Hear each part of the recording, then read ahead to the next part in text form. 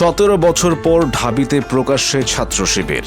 আমি মনে করি আমার মতো সারা দেশের সকল মানুষের কান্না করে। সামাজিক যোগাযোগ মাধ্যম সহ বিভিন্ন অনলাইন পোর্টালে ভেসে বেড়াচ্ছে একটি নাম, সাদিক কায়েম। অথচ গতকাল পর্যন্ত এই নামটি ছিল সম্পূর্ণ অজানা।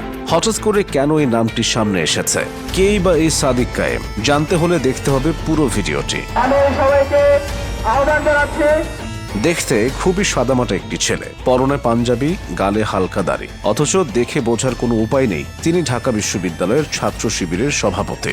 ঢাকা বিশ্ববিদ্যালয় ইসলামী ছাত্র শিবির ছাড়াও বৈষম্য বিরোধী ছাত্র আন্দোলনের একজন সমন্বয়ক ছিলেন সাদিক কায়েম। শনিবার সামাজিক যোগাযোগ মাধ্যম ফেসবুকে তার নিজ টাইমলাইনে এক স্ট্যাটাস দিয়ে প্রকাশ্যে আসেন তিনি নিজেকে বাংলাদেশ ইসলামী ছাত্র শিবির ঢাকা বিশ্ববিদ্যালয় শাখার সভাপতি হিসেবে দাবি করেছেন।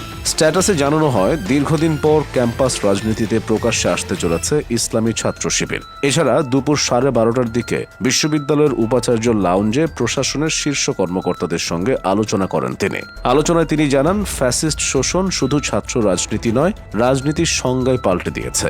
ফ্যাসিবাদে কোনো রাজনীতি থাকে না, বিরাজনীতি ফ্যাসিবাদের ভাষা। ফ্যাসিবাদ ছাড়া সব বাদ, ইজম এবং রাজনীতি ফ্যাসিবাদে অনুপস্থিত থাকে। ফ্যাসিবাদে কোনো রাজনীতি নাই, শুধু ফ্যাসিবাদী রয়েছে। টেন্ডারবাজি, গুম, খুন, ক্রসফায়ার, ফাঁসি, ধর্ষণ, রাহাজানি, দুর্নীতি এসব রাজনীতি নয়। সাদিক কায়েম ঢাবির রাষ্ট্রবিজ্ঞান বিভাগের 2016-17 সেশনের শিক্ষার্থী ছিলেন। তার গ্রামের বাড়ি খাগড়াছড়ি শহরের বাজার এলাকায়। ছোটবেলা থেকেই প্রচন্ড মেধাবী ছিলেন সাদিক। খাগড়াছড়ি বায়তুস শরফ জব্বারিয়া আদর্শ মাদ্রাসা থেকে দাখিল এবং পরবর্তীতে চট্টগ্রামের বায়তুস শরফ থেকে কামিল পাশ করেন তিনি। এরপর ভর্তি হন ঢাকা বিশ্ববিদ্যালয়ে। মেধাবী এই তরুণ স্নাতক ও স্নাতকোত্তর ফলাফলে নিজ বিভাগের মধ্যে তৃতীয় হয়েছিলেন। স্নাতকে তার সিজিপিএ ছিল 3.78। তবে স্নাতকোত্তরে সাদিক কায়েমের সিজিপিএ কত ছিল সেটি জানা সম্ভব হয়নি।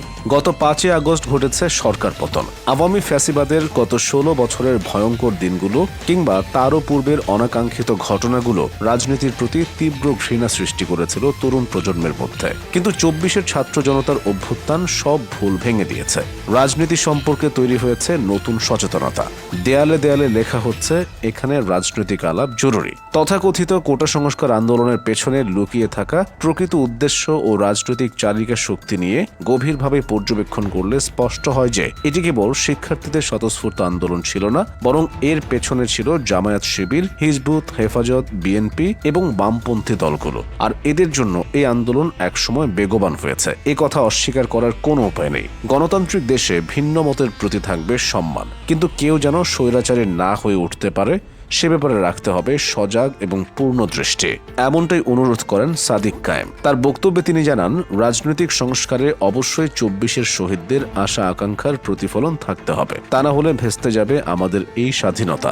2023 সালের নভেম্বরে সুপ্রিম কোর্টের আপিল বিভাগ জামায়াত ইসলামীকে অবৈধ বলে হাইকোর্ট যে রায় দেয়, সর্বশেষ 2024 সালের 31 জুলাই জামায়াত ইসলামীকে নিষিদ্ধ ঘোষণা করে সরকার। এর আগে 2008 সালে সর্বশেষ প্রকাশ্যে কার্যক্রম ছিল ছাত্র শিবিরের। দীর্ঘ 17 বছর পর প্রকাশ্যে এলো ছাত্র শিবির। তাদের আগমন রাজনীতিতে কি ধরনের নতুন মাত্রা যোগ করে, এটা এখন দেখার বিষয়।